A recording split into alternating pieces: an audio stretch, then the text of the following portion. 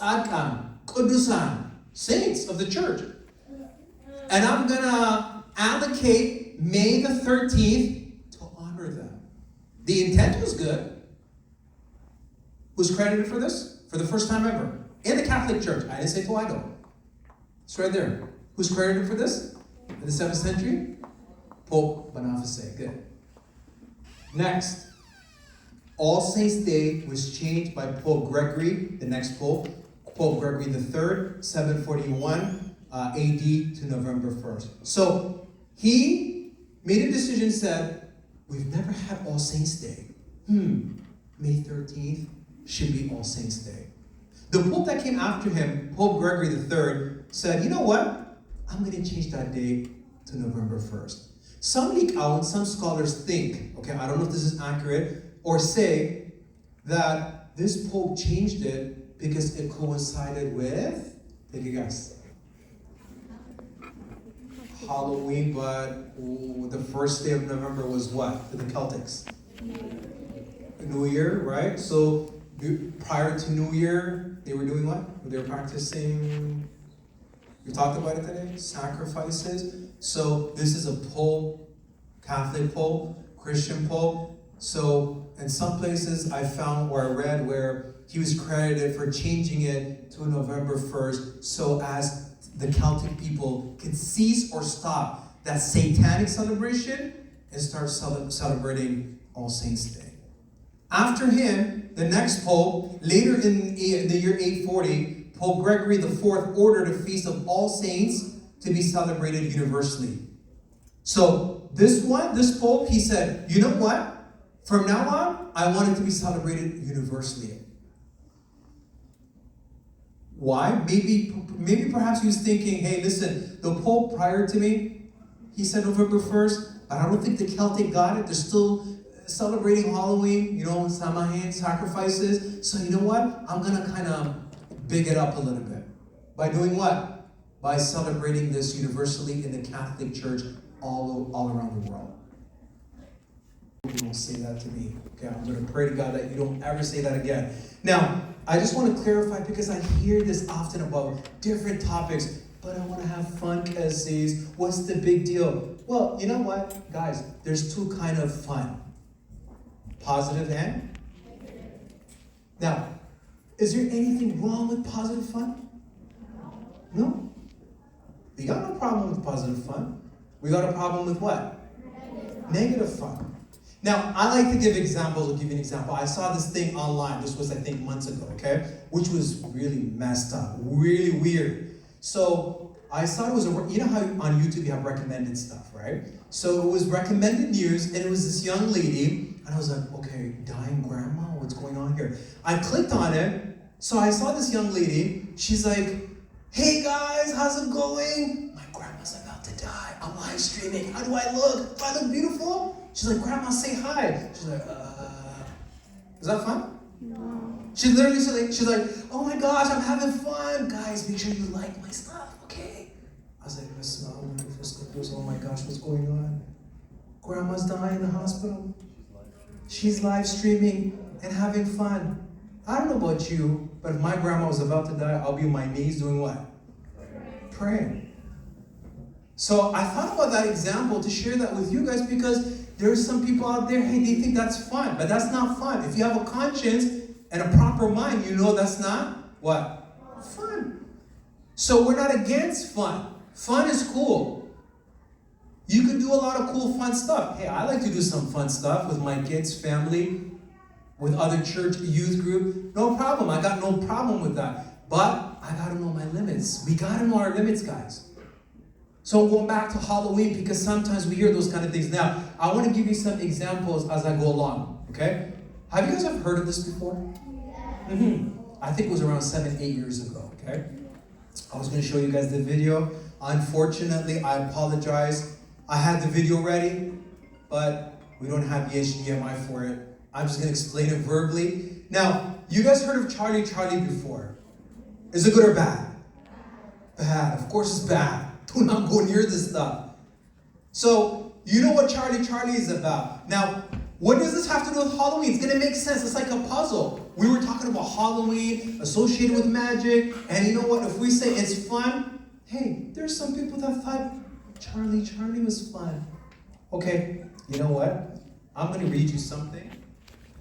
And Xavier Meskin, thank God, I have some awesome young people that they're amazing. Hey, they're like, Kesis, can you share some of my experience, please? Because I don't want other young people, to follow what I did. So I'm just going to read something to you very quickly regarding Charlie. So regarding Charlie, because you might be thinking, well, you know what? I know Kesis, this stuff is bad. I wouldn't be messing around with it. You'll be surprised. I'm a priest. I'm a Kesis. I deal with a lot of different types of people. Oh, there's some Habesha youth. Sometimes they do get involved in this kind of stuff. If you think this is a joke, or read something to you. This was sent to me in early 2017, an email. It says here, "Hi, Father H. I hope you're okay. I think I did something bad. Last week, when my parents were at church Gubae meeting, I invited my friends over my house. One of my friends, she is nice but kind of wild, suggested we play Charlie. Where were her parents? Church Gubae, church meeting, conference, whatever it was. We all thought it was fun, and I agreed. At first, some of us thought it was a hoax and not real. We began playing, and the pencils started moving. That's not the crazy part. When my friends left, it was only me and my best friend. We were chilling in the living room. While we were chatting, we heard a whisper.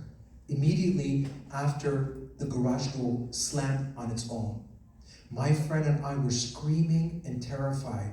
We began to pray and asked my friend not to leave me. Not too long after, my parents came back home, and I never told them. You know how Eritrean parents are. They will kill me if they found out. It's been 1 week, and I keep hearing things around the house. I don't know what to do. I am so scared. Please help me. 2017 email. Xavier Meskin, we dealt with the situation. Thank God she reached out to me. Because there's some youth, they won't even reach out to their guests. They'll keep it on a down low. They won't mention it to anyone. She was playing Charlie with her friend. So when she played Charlie, what happened? If you're smart, you're paying attention. They opened up a portal for demons to come in. Because there was more. I had a conversation with this sister. There was more. And she was terrified. And she was scared. And I said to her, this is why you shouldn't be messing around with this kind of stuff. You know what she said to me? I know Kesis, but we thought it was what? Fun. That's how it starts. So, guys, it always starts with fun. And then it escalates to something else. So, let me continue. I'm just giving you guys some examples. You guys know what this is? Yeah. You guys know what that is, right? Of course. This is normalized. I remember when I was even in elementary school, our teacher used to bring this in class. It's like, hey guys, you want to play with this? I'm serious. Here, up in North York. When I was younger, I didn't know. I was like elementary, I didn't know. But thank God, Xavier Meskin, because of my Habesha parents, they taught, I felt that awkward feeling. It's like, okay, this is not something. Then as I matured, I learned more about what Ouija board is. And I stayed away. I never went near it. I knew some of my high school friends that went near it, played around with it. There's some scary stories out there. But my point here is that it always starts with what? Fun. Yeah. It's not fun. When you play with Charlie, you get involved with Ouija board, you are opening up a portal. For who to come in? For the demons to come in. You're basically saying, want to drink Bunna with me? Come sit in my living room. We'll chat. Yeah. That's what you're saying, basically. But you don't know what you're dealing with. These are strong entities, powerful, smart entities, full of trickery. They'll destroy you. So that's why I'm not trying to scare you guys. That's why I'm giving you guys factual proof. And thank God, there's testimonies of some of our brothers and sisters that were involved. Here's another one from 2018, August 2018, regarding involvement with the Ouija board. Hi, Kesis. I wish you and your family a happy Filsata Maria. So this brother sent me this in August of 2018, right after Filsata Maria. I was wondering if you can please pray for my cousin who died a month ago. Listen to this. He's Habesha too. He was only 22 and his death was untimely. He was healthy. He was a healthy guy, and I think his death is connected from what happened 3 months ago. Habesha people won't understand what I'm about to tell you. 3 months ago, my sister and I went over my cousin's house for his birthday barbecue. We were having fun, and later in the evening, my cousin began opening birthday gifts he had received. One of his gifts was an odd Ouija board from a co-worker. My cousin insisted that we play to contact our dead grandmother. You guys think that's a good idea? Nope. Everyone agreed, including his 2 older sisters. Personally, I have heard of Ouija board, but I never believed the hype. We played for an hour and it got spooky, therefore we stopped immediately. It got late, so we all went home, and 2 days later, we found out my cousin is in the hospital. The guy who celebrated his birthday, the guy who got the Ouija board as a gift. Hope you guys are paying attention. When we went to visit, he kept saying he is hearing something and that someone is following him. We dismissed it thinking it was the medication drugs. He was able to go back home, but things got worse. Kesis, to make things short, we found out that every midnight he was playing Ouija board alone. His sister said he was acting weird and said grandma was telling him to do things. Isn't that spooky? Are you guys listening to this? When I read this, I was like, oh my gosh, this is some spooky stuff. So this guy, Habesha brother, got a Ouija board as a gift, thought it was fun, got addicted, playing at night alone. What is he saying? Grandma's communicating with me. Let me ask you a question. Do you think it's grandma? Oh no, it's not grandma, that's for sure. So, let me continue. After this, things got worse. He was taken to the hospital for examination. The results were good. He was physically healthy. They released him, and a few days later, he was found dead in a lake. His sisters and I think it's connected to the Ouija board, because before that, he wasn't like this. We have asked the priest, Kesis, to bless our home and pray for us. But when we told him everything, he said he got a bad vibe of a spirit when entering our home. Kesis, since Habesha people are clueless of such things, I was wondering if you can teach about it one day. I am so terrified and would like to start confession to be closer to God. I am sorry to have bothered you, but I want to say beforehand, thank you for your love. Please pray for me. Amen. So, this is another brother. This was in 2018. Xavier Miskin. The good news about this is that we dealt with it, Xavier Miskin. But the point I'm trying to relate to you guys is what? Come on, are you guys paying attention? Starts with an F. Fun. Yeah? They thought it was fun. So they opened up a portal, and you heard what the guy said. Grandma's talking to me. Same thing with that Charlie's sister. Same thing, guys. This is no joke. This is no game. We need to pay attention, okay? So there's more, but I'm just going to save it for next time. The whole point of this, what I'm trying to say to you guys is, this stuff, don't dabble with this kind of stuff. Stay away from it. All these things are connected. They're one family under one umbrella. Under one umbrella. Satan's umbrella. So stay away from it. Don't follow the hype. When Charlie came out, I remember there was a huge hype in YouTube, Instagram, and everything. Stay away from that hype. Stay away from anything that's magic, Ouija board, and so don't play around with that kind of stuff. I guess listen to what I'm saying here? Don't play around with it. So one day, I wasn't going to mention this to you guys. I hope to God, I'm praying. I talked to him a few months ago. I'm trying to get him to come to these church events so he can talk to you himself in person. He agreed. He's going through something right now, okay? He's trying to restructure his career. I talked about him to your parents when I came here last April, was it? Yes, I mentioned him. This is a Habesha brother in the U.S. I know his family very well. He contacts me last year. He says, Kesis, I want to talk to you. And I said, what's going on? We talked a little bit. He goes, hey, I want a confessional, Father, but I got to tell you something. What he told me, I'm allowed to tell you because he wants you to learn from it. And I'm praying to God, he comes in person and tells you himself.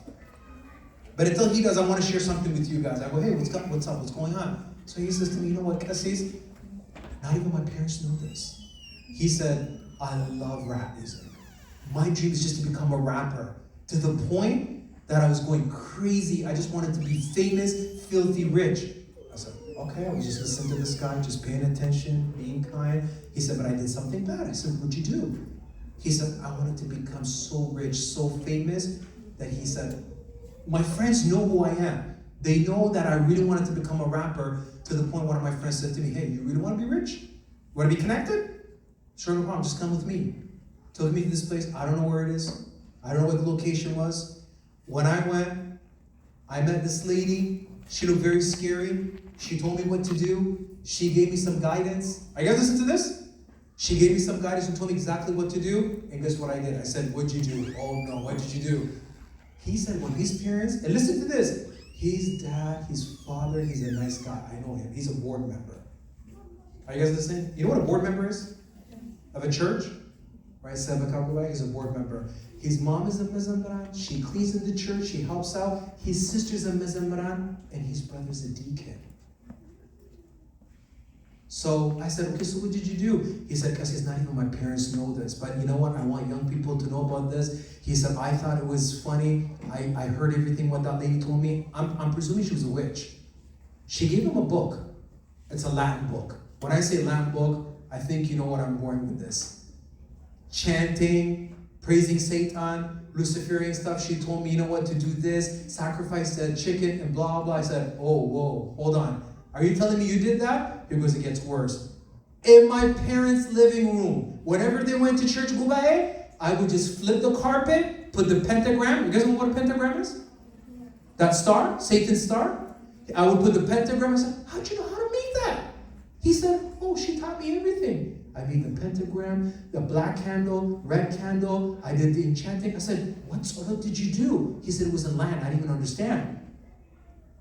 I kept on praying to Satan, wanting to be a rap. That's all I wanted to do.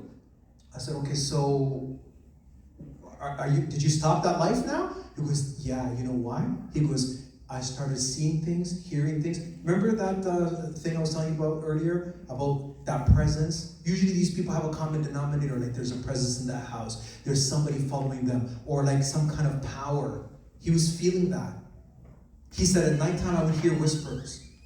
So anyways, to make the story short for you guys, the good news about this young man, he completely ceased and stopped because something almost tragic happened in his life. And he said, Kesis, young people have to know about this. So I said, let me ask you a question, okay?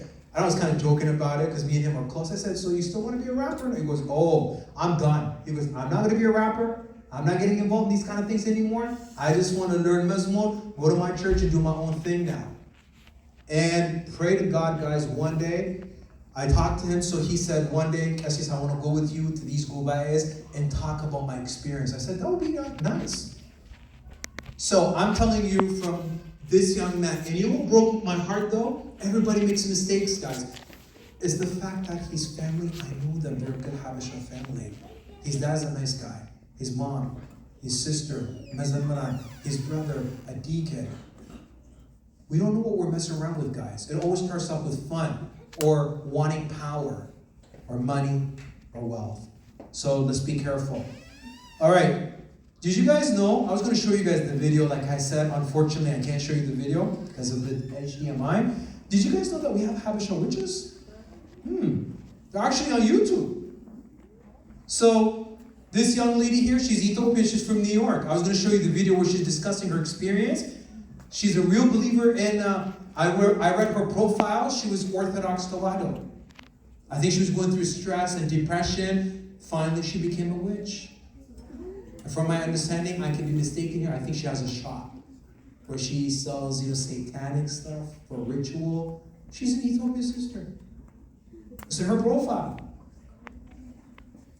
This one kind of shocked me. I found this one up. The next one I'm going to show you, this one kind of shocked me too. The reason why, not that because she's Habesha, that it's around 45 minutes or so where she lives near us, witch prophet. She's an R&B singer, She's Eritrean. She's an R&B singer, and she's married. She's a lesbian. She's married to her wife, she's a DJ.